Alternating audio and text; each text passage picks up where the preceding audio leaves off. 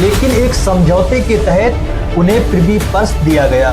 जब सरदार पटेल और बीपी मेनन ने इन रियासतों को भारत में विलय करने के लिए समझौता किया तो इसके लिए एक फार्मूला तैयार किया गया। सबसे ज्यादा प्रिवी पर्स मैसूर राज परिवार को मिला, क्योंकि काटोदिया के राज परिवार को मात्र 192 रुपए सालाना मिले। एक और आम जनता गरीबी और बेरोजगारी से जूझ रही थी, वहीं दूसरी तरफ भारत के पूर्व राजा विलासिता से जीवन जी रहे थे। 1947 जब देश आजाद हुआ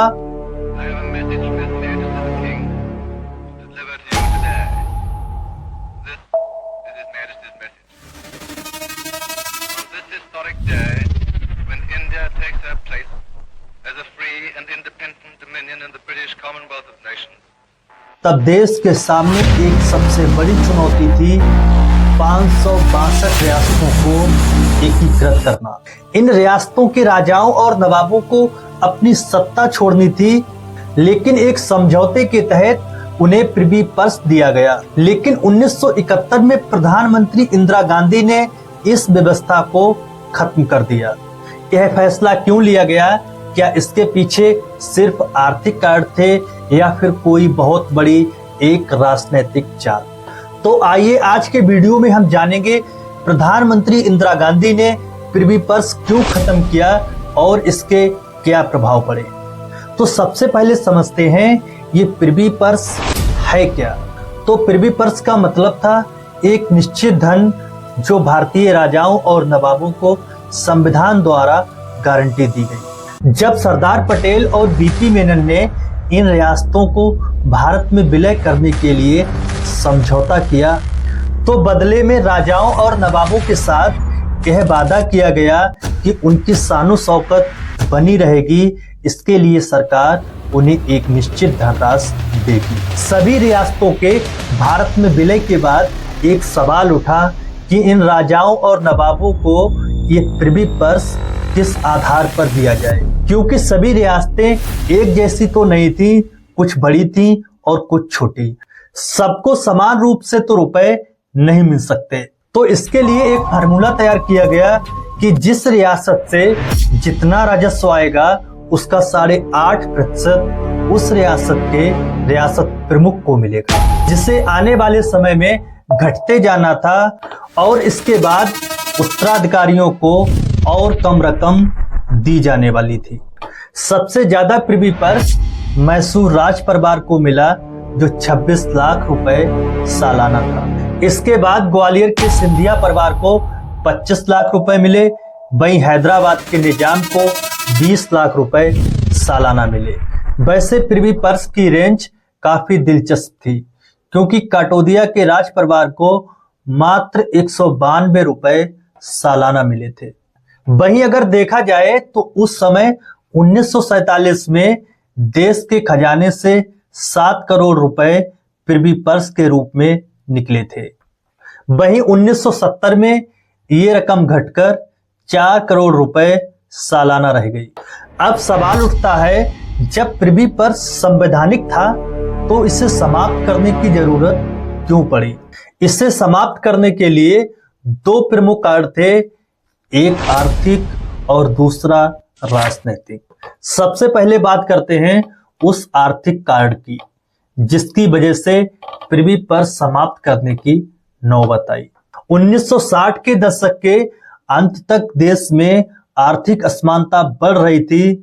एक और आम जनता गरीबी और बेरोजगारी से जूझ रही थी, वहीं दूसरी तरफ भारत के पूर्व राजा विलासिता से जीवन जी रहे थे। देश के आम लोगों को टैक्स चुकाना पड़ता था, वहीं पूर्व रियासतों के शासकों को बिना किसी सेवा के सरकारी धन मिल रहा था, जिस वजह से देश में आर्थिक असंतुलन पैदा हो रहा था। इंदिरा गांधी की सरकार देश में गरीबी हटाओ नारे के साथ समाजवादी नीतियां अपना रही थी। सरकार की मंशा थी देश के सभी नागरिक समान आर्थिक अवसर प्राप्त करें और कोई भी वर्ग सरकारी अनुदान पर निर्भर ना करे। ये तो प्रिवी पर्स खत्म करने का आर्थिक कारण था, जबकि इसका दूसरा कारण राजनीतिक था। 12 नवंबर 1969 कांग्रेस के अध्यक्ष एस निजलिंगप्पा ने इंदिरा गांधी पर अनुशासनहीनता का आरोप लगाकर पार्टी से निकाल दिया। इसके बाद इंदिरा गांधी ने अपनी एक अलग पार्टी बना ली जिसे नाम दिया कांग्रेस आर। आर का मतलब राष्ट्रवादी। वहीं दूसरी ओर पुराने कांग्रेसी नेताओं का गुट कांग्रेस ओ कहलाया। ओ का मतलब ऑर्गेनाइजेशन। इंदिरा गांधी ने सिंडिकेट कांग्रेस, स्वतंत्र पार्टी और जनसंघ जैसे विपक्षियों को कमजोर करने के लिए प्रिवी पर्स खत्म करने की एक चाल चली। क्योंकि इंदिरा गांधी ने जब 14 बैंकों का राष्ट्रीयकरण किया तो उसकी वजह से देश के अधिकतर राजघराने और जो उस समय कांग्रेस में बड़े लोग थे वो सरकार से, इंदिरा गांधी से नाराज थे, जिस वजह से उन लोगों ने स्वतंत्र पार्टी और जनसंघ जो आज की बीजेपी है उसी को अपना ठिकाना बना लिया था। क्योंकि ज्यादातर राजघराने स्वतंत्र पार्टी और जनसंघ जो आज की बीजेपी उसमें शामिल थे। और ये जो राजा महाराजा थे ये सरकार से मिलने वाले धन का उपयोग सरकार के ही खिलाफ विपक्षियों को मजबूत करने के लिए कर रहे थे, जिस वजह से इंदिरा गांधी ने 1970 में संविधान में संशोधन करके प्रिवी पर्स को खत्म करने का प्रस्ताव संसद में रखा। लोकसभा में इसके पक्ष में 332 और विपक्ष में 154 वोट पड़े। लोकसभा में तो यह प्रस्ताव पास हो गया, लेकिन राज्यसभा में आवश्यक 2/3 बहुमत मिलने से मात्र 1 वोट से विफल हो गया। राज्यसभा में इसके पक्ष में 149 और विपक्ष में 75 वोट पड़े। लेकिन 1971 में जब इंदिरा गांधी भारी बहुमत से जीत कर आई तो उन्होंने 26वें संविधान संशोधन करके इस प्रिवी पर्स को खत्म कर दिया। इंदिरा गांधी के इस फैसले के विरोध में विरोधियों का तर्क था कि यह संविधान के मूल सिद्धांत का उल्लंघन है, क्योंकि यह जो वादा था वो संवैधानिक था। वही कुछ राजाओं का कहना था कि उन्होंने भारत में विलय सिर्फ इस शर्त पर की थी कि उन्हें यह भत्ता मिलेगा। वही दूसरी ओर जो प्रिवी पर्स के समर्थन में थे उनका तर्क था कि प्रिवी पर्स एक सामंती व्यवस्था का प्रतीक था, इसे खत्म करना इसलिए आवश्यक था। समर्थकों का कहना था कि भारत को एक समान समाज बनाने के लिए इस प्रिवी पर्स को खत्म करना जरूरी था।